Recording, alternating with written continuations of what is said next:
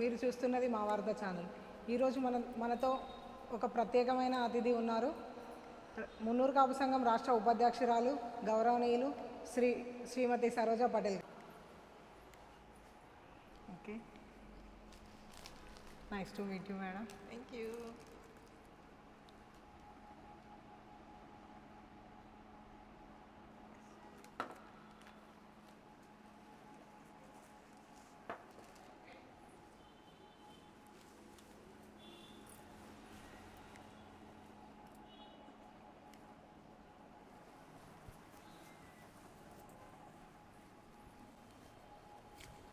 Madam, మా channel తరపున మీకు హృదయపూర్వక స్వాగతం.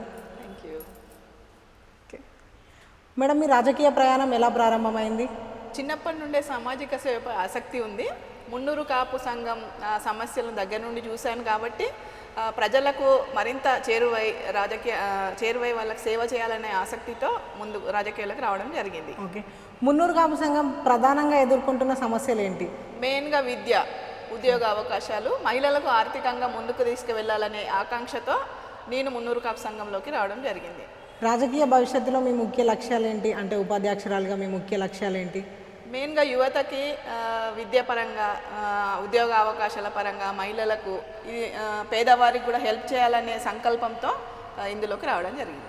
మహిళల సాధికారతపై మీ ఉద్దేశం ఏంటి madam?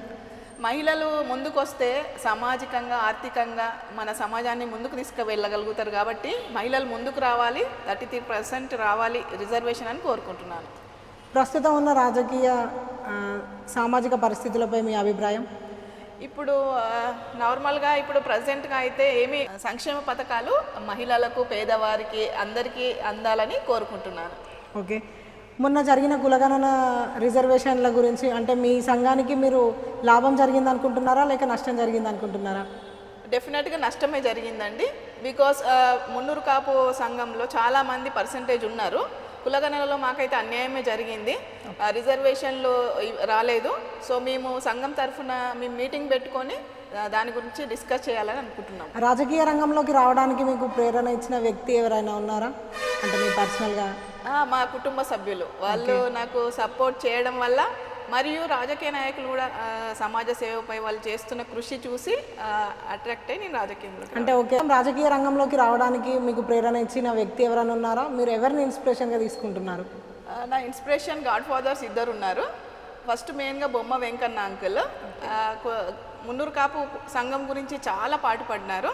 Same as it is తన తర్వాత ఇప్పుడు డాక్టర్ కొండదేవయ్య పటేల్ గారు, వారి ఇన్స్పిరేషన్తోనే నేను మున్నూరు కాపు సంఘంలో అభివృద్ధి చేయాలి, వాళ్ళ అడుగుజాడలు నడవాలని కోరుకుంటున్నాను. ఓకే, చివరగా మీరు యువతకు ఏం సందేశం ఇవ్వాలనుకుంటున్నారు మున్నూరు కాపు సంఘం ఉపాధ్యక్షురాలుగా? ఛత్రపతి శివాజీ లాగా ప్రతి ఒక్క యువత కూడా ముందుకు రావాలి. ప్రతి ఊర్లో ఛత్రపతి శివాజీ విగ్రహం ఉంటుంది. సో వారి ఆశయాలను ఇన్స్పిరేషన్గా తీసుకొని యువత ముందుకు వెళ్ళాలి, మన మున్నూరు కాపు సంఘాన్ని ముందుకు తీసుకువెళ్ళాలని నేను కోరుకుంటున్నాను. ఓకే, మీ అమూల్యమైన సమయాన్ని మాకు కేటాయించినందుకు మా వార్త ఛానల్ తరపున మీకు ప్రత్యేక ధన్యవాదాలు తెలుపుకుంటున్నాం madam. Thank you so much. Thank you, నాకు చాలా హ్యాపీగా ఉంది మీరు రావడం. Thank you madam. Thank you.